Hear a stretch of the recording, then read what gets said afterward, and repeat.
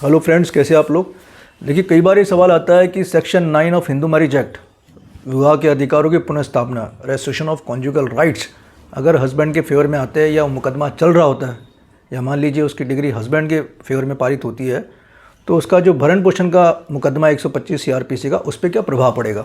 कई बार इस तरह के सवाल आते हैं और कई बार ये कन्फ्यूज़न भी होता है कि अगर वाइफ ने 125 का मुकदमा कर रखा है, भरण पोषण का मुकदमा कर रखा है, तो हस्बैंड को सेक्शन 9 करना चाहिए या नहीं करना चाहिए, और अगर सेक्शन 9 किया है तो उसका भरण पोषण पे कोई प्रभाव पड़ेगा, उसका कोई फ़ायदा मिलेगा क्या। मतलब पति भरण पोषण देने से बच सकता है क्या अगर सेक्शन 9 उसके फेवर में आता है। अब सुप्रीम कोर्ट ने कुछ ऐसा जजमेंट पास किया, जो पति है, जो हस्बैंड है, जिन्होंने सेक्शन 9 का केस लगा रखा है, उनके लिए वो बड़ा झटका साबित हो सकता है। इस उम्मीद पर अगर केस लगाया है कि हमें 125 CRPC में फ़ायदा मिल जाएगा, तो उनकी उम्मीदों के लिए बहुत बड़ा झटका हो सकता है। एक तरह से समझ लीजिए कि सुप्रीम कोर्ट ने ये तय कर दिया, अगर सेक्शन 9 और 125 CRPC दोनों साथ में चल रहे हैं तो उसका फैसला लोअर कोर्ट, ट्रायल कोर्ट किस तरीके से करेगी, किस आधार पर करेगी। सुप्रीम कोर्ट ने इस बारे में क्या कहा, क्या टिप्पणी करी, किसके पक्ष में फैसला रहा, बात करेंगे इस वीडियो में। जानकारी पूरी समझने के लिए वीडियो अंत तक जरूर देखिए। अगर आप लोग हमारे चैनल पर नए तो please subscribe channel, press the bell icon. देखिए, जहाँ तक सेक्शन 9 और 125 CRPC की बात की जाए तो सेक्शन 9 है रेस्ट्रिक्शन ऑफ कॉन्जुगल राइट्स, विवाह के अधिकारों की पुनर्स्थापना। 125 CRPC भरण पोषण का मुकदमा है जो पत्नी द्वारा किया जाता है। देखा गया है कि जो सेक्शन 9 है, अगर वो हस्बैंड के फेवर में आती है और पत्नी ये समझा नहीं पाती कोर्ट को 125 के मुकदमे में कि वो किस वजह से पति के साथ नहीं रहना चाहती, ऑल्दो सेक्शन 9 का जो मुकदमा हस्बैंड के फेवर में आया है, तो कई बार देखा जाता है कि पत्नी को मेंटेनेंस नहीं मिलता, भरण पोषण नहीं मिलता। लेकिन सुप्रीम कोर्ट ने जो नया फैसला दिया उससे परिस्थितियाँ बदलने वाली है, क्योंकि सुप्रीम कोर्ट ने सेक्शन 9 और 125 में जो कन्फ्यूजन रहता है ना कि किसको फेवर किया जाए, अगर ये इसके फेवर में तो इस पर क्या प्रभाव पड़ेगा, उसको क्लियर किया है। ये जजमेंट की कॉपी लेने के लिए आप हमें व्हाट्सएप पर संपर्क कर सकते हैं। अब बात करते हैं कि ये मुकदमा क्या था। 2019 के अंदर पत्नी ने 125 CRPC की एप्लीकेशन लगाई भरण पोषण के लिए।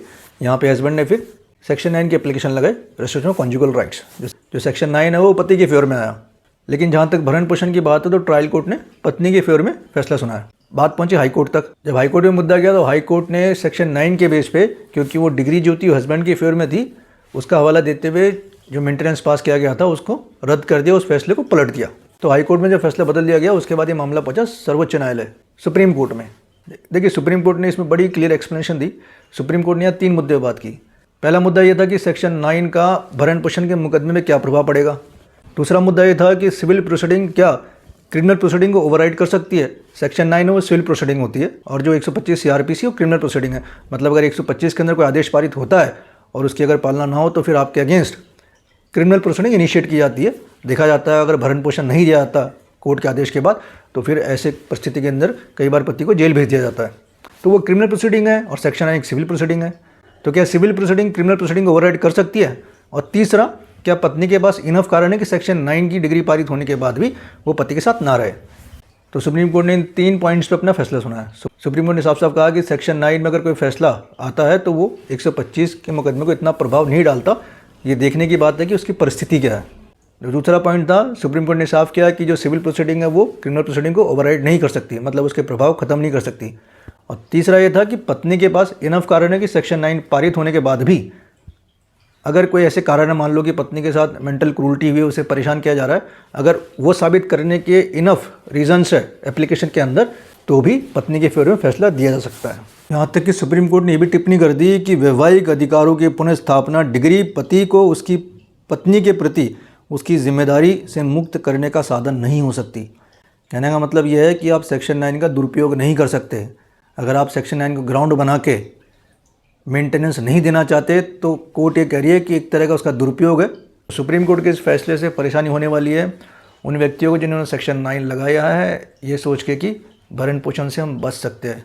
तो दोस्तों, उम्मीद करता हूँ जानकारी पसंद आई होगी। जितना हो सके इस जानकारी को शेयर कीजिए। जजमेंट की कॉपी के लिए आप हमें व्हाट्सएप पर संपर्क कर सकते हैं। वीडियो को लाइक, शेयर और चैनल को सब्सक्राइब करना ना भूलें। फिर मिलेंगे नए वीडियो में नए टॉपिक के साथ। तब तक के लिए नमस्कार।